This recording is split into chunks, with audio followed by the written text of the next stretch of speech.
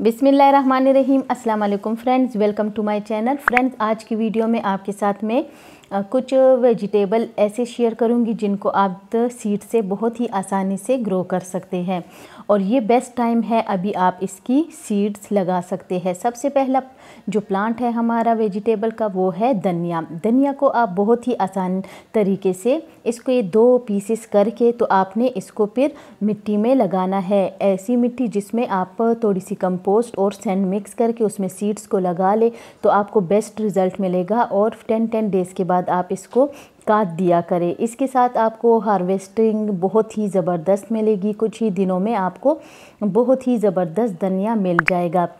इसके बाद जो नेक्स्ट हमारी वेजिटेबल है वो है बैंगन। बैंगन को भी आप अभी सीड से बहुत ही आसानी से ग्रो कर सकते हैं। इसको आप कोकोपीट सैंड में ग्रो कर ले या थोड़ी सी कंपोस्ट और गार्डन सॉइल भी हो, अगर ये ना हो तब भी इसकी ग्रोथ हो जाएगी। तो इस तरह आप छोटे छोटे कंटेनर में इसकी सीड्स को ग्रो कर ले और उसकी जब इस तरह सैपलिंग तैयार हो जाए तो उसके बाद आप इसको शिफ्ट करें 12 से 10-12 इंच के पॉट में। एक पॉट में एक प्लांट लगा ले और इसको आप 10 डेज़ के बाद फर्टिलाइज़र दिया करें, लिक्विड हो या खाद हो, किचन वेस्ट कंपोस्ट हो या काउ डंग कंपोस्ट हो, तो वो आप 10-15 डेज़ के बाद दिया करें। बहुत ही अच्छी आपको वेजिटेबल फिर मिलेंगी। और इसके साथ साथ आपने इस बात का ख्याल रखना है कि एक पॉट में आप 2 प्लांट को ना लगाएं। अगर आपका जो पॉट है अगर इसकी चौड़ाई ज़्यादा है, 14 से 18 इंच की है, तो तब उसमें आप ज़्यादा प्लांट को लगा सकते हैं, लेकिन एक साथ इतने ज़्यादा छोटे पॉट में ना लगाए। इसके बाद जो नेक्स्ट प्लांट है हमारा शिमला मिर्च।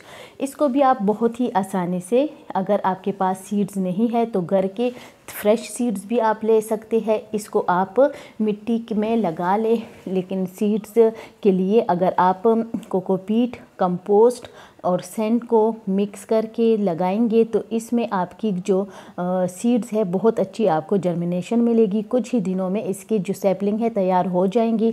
इसके बाद आप इसको 4 से कुछ दिनों के बाद आप इसको फिर 12 इंच के पॉट में शिफ्ट कर दे। एक पॉट में एक ही प्लांट लगाए। अगर पॉट बड़ा है, मतलब 20 इंच का है, 18 इंच का है, तो फिर उसमें आप ज़्यादा भी लगा सकते हैं, लेकिन 12 इंच के पॉट में एक ही सैपलिंग को आप लगाएंगे इसकी। और जब आपका प्लांट 2-3 इंच का हो जाए तो आप उसको पिंच कर दे। पिंच करने का फ़ायदा ये होगा कि ज़्यादा ब्रांचेस आएंगी और फिर आपको ज़्यादा फ्रूटिंग मिलेंगी। इसके बाद जो नेक्स्ट प्लांट है हमारा टमाटर। टमाटर को आप सीड से, अगर आपके पास सीड्स है, अगर नहीं है तो फ्रेश भी ले सकते हैं, तो इसको भी आप इसी मीडिया में लगाएंगी।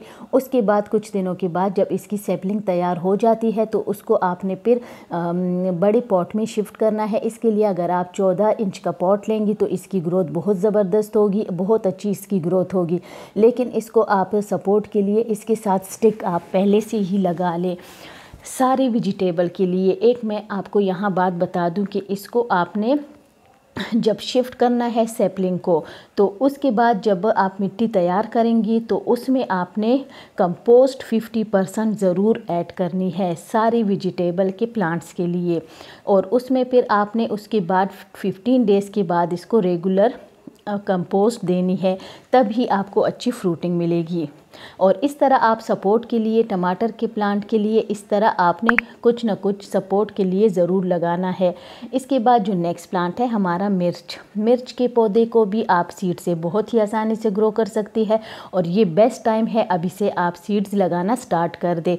इसके सीड्स आप सबसे पहले ग्रो करेंगी और जब सीड्स आप ऐसी जगह पे रखेंगे जहाँ पे डायरेक्ट बिल्कुल ज़्यादा टाइम के लिए लाइट ना आए, डायरेक्ट सनलाइट, ऐसी जगह पे रखें, थोड़ी सी जब शेड भी हो। जब इसकी सैपलिंग तैयार हो जाएगी तो उसके बाद आपने इसको शिफ्ट करना है कंपोस्ट और गार्डन सॉइल मिक्स बना के और उसमें थोड़ी सी सैंड भी डाल के अच्छी तरह से कंपोस्ट ज़्यादा मिलाएंगी आप सारे वेजिटेबल प्लांट के लिए।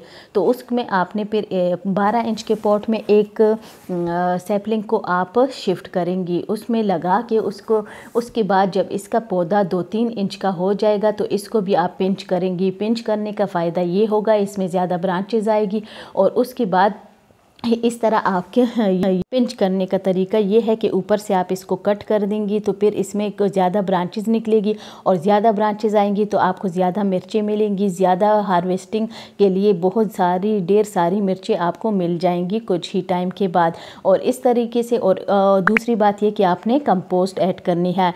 इसके बाद जो नेक्स्ट प्लांट है हमारा आलू। इसके बाद आपने आलू को किस तरीके से करना है ग्रो।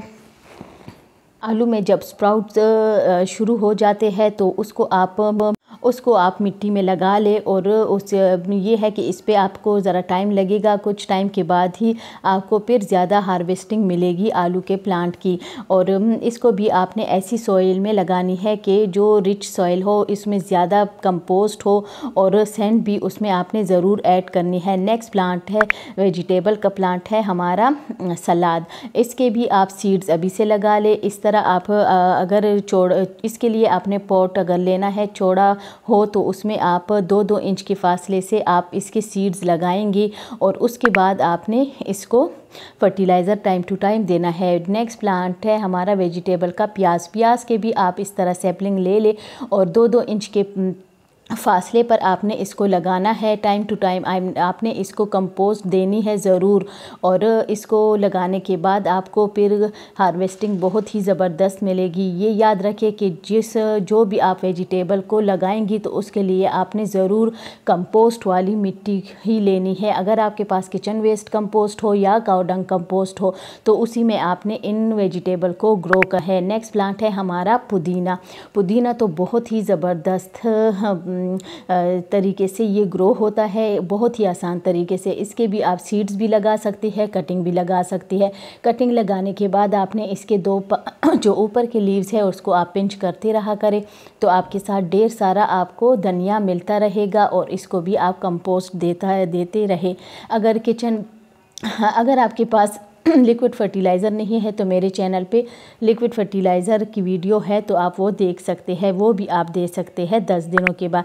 इसके बाद जो नेक्स्ट हमारा वेजिटेबल का प्लांट है वो है मटर। इसको भी आप आसानी से सीड से अभी ग्रो कर सकते हैं। और इसके भी आप जब इसकी सैपलिंग तैयार हो जाए तो आप इस तरह एक पॉट में इसके लिए आपने चौड़ा पॉट लेना है और सपोर्ट के लिए इस तरह आप वायर से भी इसके लिए इस तरह साइडों से आप वायर को लगा ले और इसके लिए एक जाल सा बना ले तो इसके ऊपर ये चढ़ेगा। बेल का प्लांट है, हमेशा बेल के प्लांट के लिए आपने सपोर्ट के लिए कुछ ना कुछ बनाना होता है ताकि उस पे ये चढ़े और इसकी फिर अच्छी फ्रूटिंग आपको मिलेगी।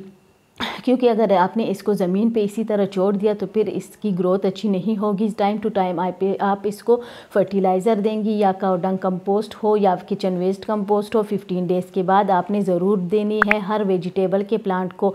नेक्स्ट है हमारा कीरा। इसकी भी आप सीड्स बहुत ही आसानी से ग्रो कर सकते हैं। बड़ा आपने इसके लिए जो भी ऐसी बेलें हैं इनकी रूट्स ज़्यादा होते हैं तो इसके लिए आपने चौड़ा पॉट हमेशा सेलेक्ट करना है। ऊपर आपने इसके लिए ऐसी जगह बनानी है कि ये इस पे लटकते हैं और आपको फिर अच्छी तरह से जो इसकी ग्रोथ है अच्छी आपको मिलेगी। इसके बाद है रेडिश हमारा। ये भी बहुत ही आसानी से ग्रो होने वाला है सीड से। अभी आप इसकी सीड्स लगा ले। चौड़ाई में आप इसके लिए पॉट ले, ज़्यादा गहराई वाला पॉट ना हो लेकिन चौड़ा हो। और आप इस तरह 2-3 इंच के फासले से इसकी सीड्स लगा ले तो इसकी भी, और साथ साथ आपको इसको कंपोस्ट देना है। तो ये भी बेस्ट टाइम है इसके सीड्स लगाने के लिए। इसके बाद जो नेक्स्ट वेजिटेबल है हमारा टर्निप। इसको भी आप सीड से अभी बहुत ही आसानी से ग्रो कर सकते हैं। 2-2 इंच के फासले से इसकी सीड्स लगाए और आपको मैंने बताया है। और इसके लिए आपने सॉइल हमेशा रिच सॉइल लेनी है, इसमें कंपोस्ट ज़्यादा हो, सैंड और मिट्टी। इसी मिक्सचर में आप अपने सारे वेजिटेबल्स को लगाए। 15 डेज़ के बाद आपने सारे वेजिटेबल को कंपोस्ट ज़रूर देनी है, तभी आपको अच्छी हार्वेस्टिंग मिलेगी। इसके अलावा फ्रेंड आपने इस बात का ख्याल रखना है कि जो भी ऐसी जो हमारी वेजिटेबल होती है जिनके रूट्स ज़्यादा नहीं होती तो उसके लिए आपने हमेशा जो पॉट सेलेक्ट करना है वो ज़्यादा गहराई वाला ना हो, और मूली के लिए आपने ऐसा पॉट लेना है जिसकी गहराई ज़रा ज़्यादा हो और इसकी बीज सॉइल बहुत ही रिच हो। इसमें कंपोस्ट सैंड और मिट्टी आप ऐड करें। इस मिक्सचर में आप मूली की सीड्स लगा सकते हैं और 4 इंच के फासले पर आप इसकी सीड्स लगाएं और कंपोस्ट आप 15 डेज़ के बाद दिया करें। बहुत अच्छी हार्वेस्टिंग आपको मिलेगी। इसके बाद जो हमारा नेक्स्ट वेजिटेबल है वो है गाजर। गाजर के सीड्स को भी आपने 2 इंच के फासले से ही लगाना है और इसके लिए भी आपने सॉइल रिच लेनी है और इसके बाद आपने 15 डेज़ के बाद इसको फर्टिलाइज़र या काऊ डंग कंपोस्ट या किचन वेस्ट कंपोस्ट डालनी है। इसके बाद जो नेक्स्ट है वो है गार्लिक। इसको भी आप इस तरीके से लगा सकते हैं कि इसके है एक एक ये जो पीस है इसको आप इस तरह 1-1 इंच के फासले पर इसको आप लगा ले। बहुत ही आसानी से इसकी कुछ ही दिनों में ग्रोथ स्टार्ट हो जाएगी। और बहुत ही इसके लिए आपने जब सॉइल लेनी है, कंपोस्ट सैंड और मिट्टी आपने लेनी है और साथ साथ आपने फिर इसको लिक्विड फर्टिलाइज़र या कंपोस्ट डालना है और इस तरीके से आप इसको लगा सकते हैं। बहुत ही अच्छे आप इसको पॉट में भी ग्रो कर सकते हैं। इसके लिए ज़्यादा गहराई वाला पॉट सेलेक्ट ना करें। चौड़ाई इसकी ज़्यादा हो, गहराई कम हो तो उसमें भी इसकी अच्छी ग्रोथ होगी। इसके अलावा फ्रेंड आपने इस बात का ख्याल रखना है कि जितने भी आपके वेजिटेबल के प्लांट हैं इनको आप कंपोस्ट ज़रूर दिया करें। Thank you. अल्लाह हाफिज़।